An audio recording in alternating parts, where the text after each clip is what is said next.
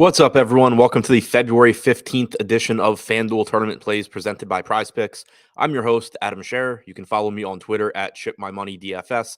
And as a reminder, you get one free month of Awesemo Plus Platinum when you sign up and make a deposit at PrizePicks. Be sure to use the code Awesemo to receive a 100% first deposit bonus up to $100 when you do so. Today, we're going to take a look at 5 of the top tournament options on FanDuel. We have a 7-game slate. As usual, there is some pending injury news that we're waiting on, and things are likely to change between now and lock. Be sure to tune in to the deeper dive and live before lock from 5:30 p.m. Eastern up until tip on the Awesemo YouTube channel for more up-to-date information. But for now, taking a look at 5 of the top tournament options as things currently stand. Coming in at number 5, Trey Young is $10,200. He's point guard only, projected for 6% ownership with an 8% chance of being in the optimal lineup. Young has a very difficult matchup against the Cleveland Cavaliers.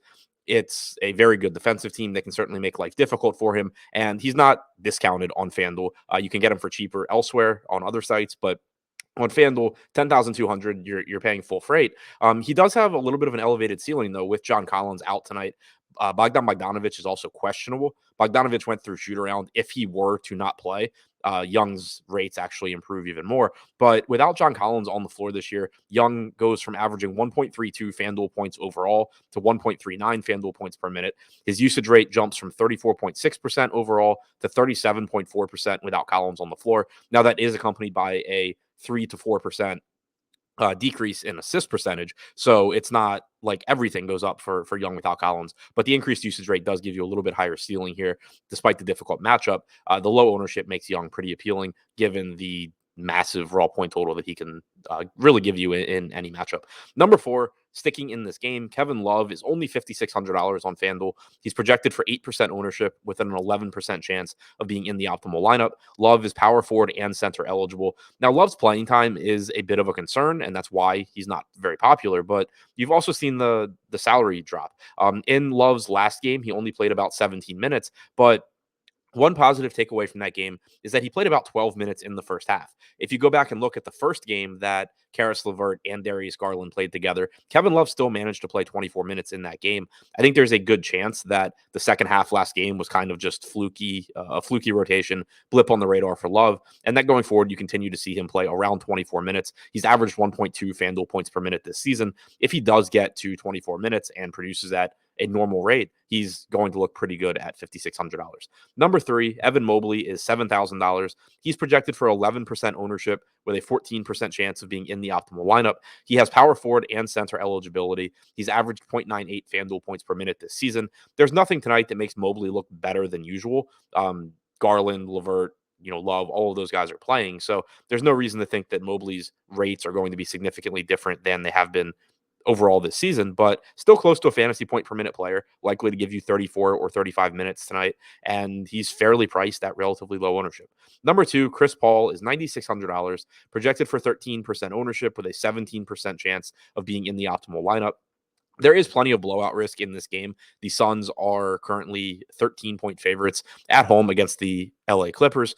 Things can get ugly. There's no guarantee Paul plays in the fourth quarter, but we on average are seeing a lot more playing time from Chris Paul recently.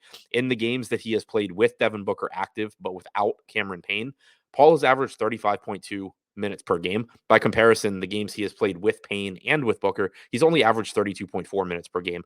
So, and that does, account for blowouts. Phoenix frequently is involved in blowouts. So 35 to 36 minutes is a very reasonable expectation for Paul, given that in competitive games, he's actually getting 38, 39 minutes, a pretty high percentage of the time. So Paul looks like a very strong pay up option here. He's averaged 1.23 FanDuel points per minute in the games that he has played alongside Devin Booker this season.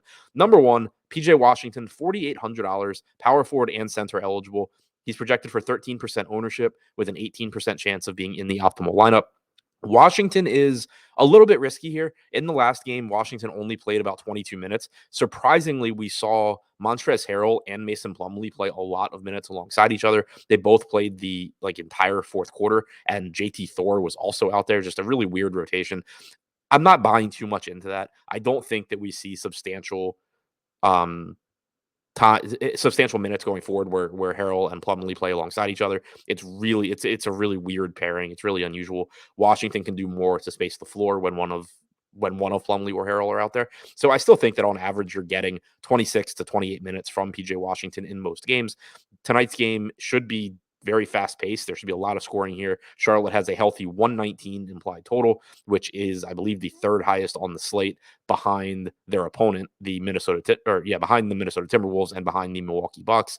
So if Washington does get back to playing around 28 minutes, he looks like a pretty good option. One other concern with Washington, in addition to the minutes, is that he has been just flat out horrible with Mason Plumlee on the floor this year, but he's only played 123 minutes alongside him. He's averaged 0.62 FanDuel points per minute. I'm not overly concerned about that, however, because while Washington does typically produce better when he's a center than when he's a power forward, if you go back and look last season, alongside Bismack Biyombo, Washington averaged 0.89 FanDuel points per minute. Alongside Cody Zeller, he averaged 0.9 FanDuel points per minute. So again, while you would prefer he be the center, I don't think that we should expect 2/3 of a fantasy point per minute to continue when Washington's playing alongside Plumlee. I think it's much more likely that you end up in the 0.85 to 0.9 fantasy point per minute range, which at $4,800, if he does get back to 28 minutes or so, is going to make him look pretty good in this spot. So to recap, the top 5 tournament options on FanDuel as things currently stand: number 5, Trey Young; number 4, Kevin Love; number 3, Evan Mobley; number 2, Chris Paul; and number 1, PJ Washington.